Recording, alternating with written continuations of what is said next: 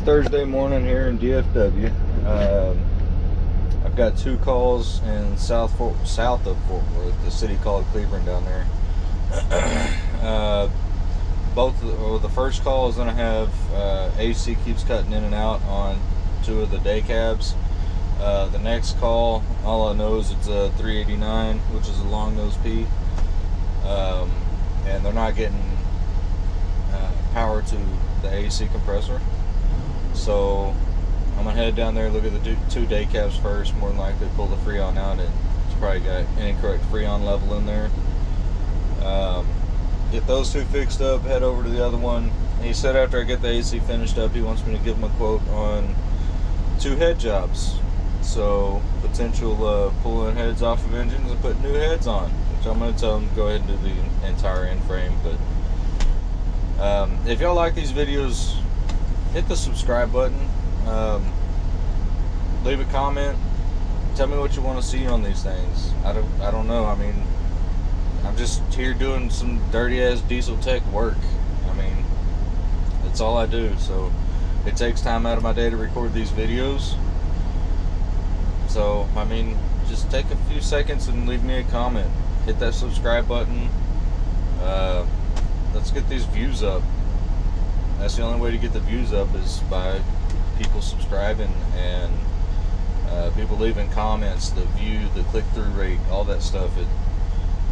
It's a complete algorithm that fights against people trying to start out a YouTube channel. But I figured I would put this on time lapse for the drive time. That way y'all can see what I deal with on a day-to-day basis. Alright, here at the customer's place. This one, they're saying the AC cuts on and off, on and off, on and off. Check the condenser, no problems here. The compressor's over on the other side below the alternator. Checked all our AC lines, there's no signs of any leaks or anything. Pulled the glove box out, you can access the fan motor there. Pulled this panel off and you can access the evaporator, which runs right there. Started the truck up and ran the AC. The AC didn't come on at all at first, so I started messing with the wires for the AC motor, and lo and behold, the AC kicked on. After a minute, it shut back off, and then it started back up again. I shut the door so I could hear good what the motor was doing, and you could hear, it sounded like the relay was, you know, quietly trying to click on and off, on and off, on and off.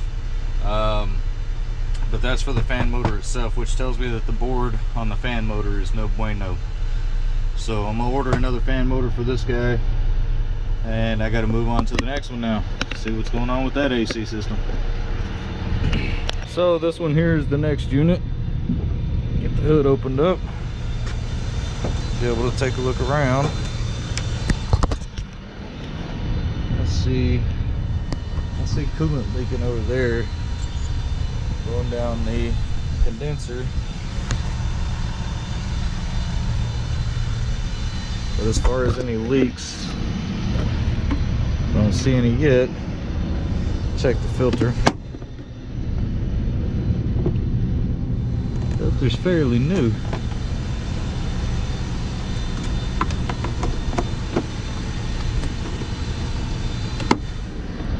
Check the compressor.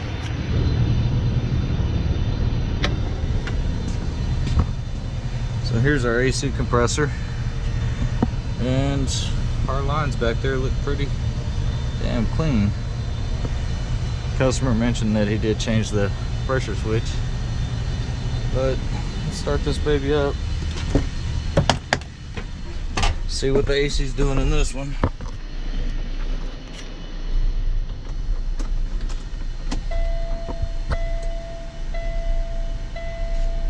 Seems to be doing the same thing.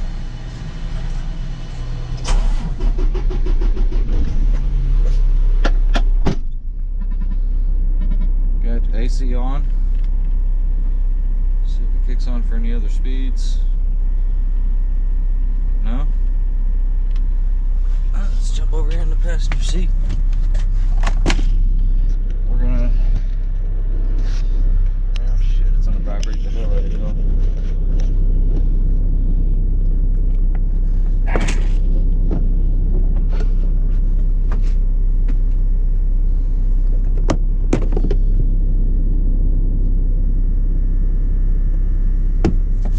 Yeah, I don't know if y'all can hear that. It was ticking.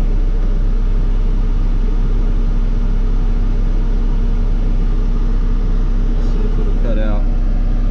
Like the other one was doing, it would run for a minute and then cut out. Usually if your AC compressor cuts out, that's because you're low on the Freon, or you got a pressure switch that's acting up. On these two here, it seems to be the fan motors. The fan motors are malfunctioning.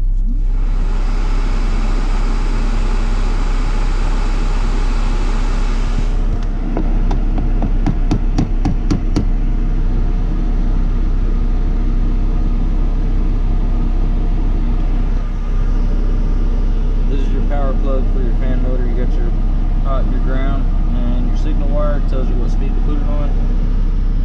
Oh, it just kicked out. I don't know if you can hear it.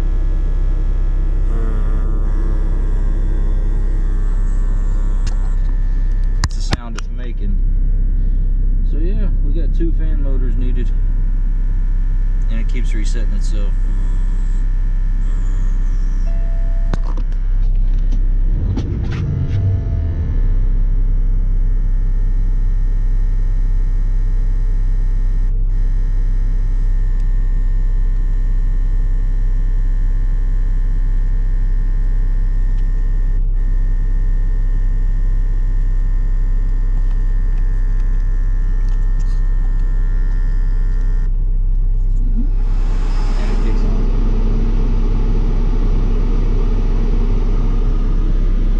Okay, so we got 2 fan motors. That's pretty odd. I've never seen 2 sister units have fan motors fail this close together. I've seen weirder shit happen. So I'm gonna get the information off this truck too. I already got the information off the other. Get these fan motors ordered up if they want me to do it. I'm not sure if these are under warranty or not, and go from there.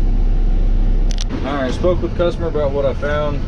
They decided that they have a fan motor in stock. They're going to go ahead and replace the one in one of the units. The other unit, they're going to go ahead and order the fan motor for it. They'll replace it all themselves, so my job over here is done. I'm moving on to the next one, which is not too far from here. It's like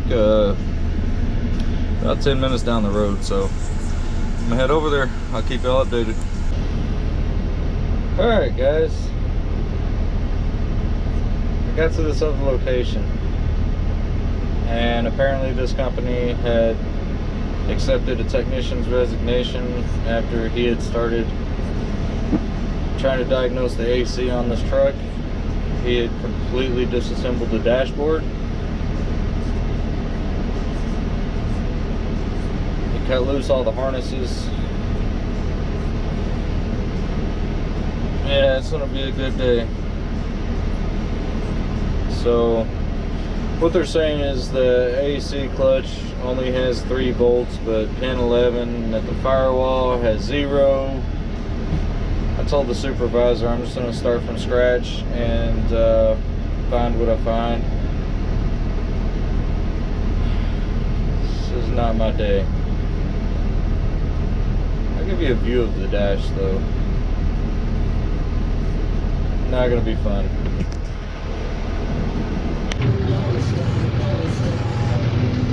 There it is. This is the truck. Got a 389 AC compressor. You got your high and low service ports.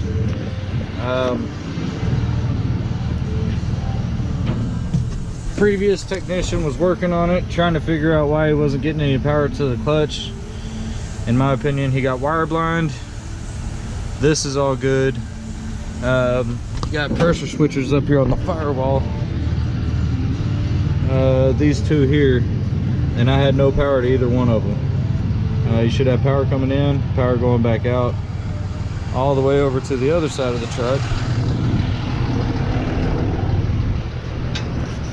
So this is where your power goes out to the pressure switches. This is where it comes back in from the pressure switches. 7131, this one's 7133.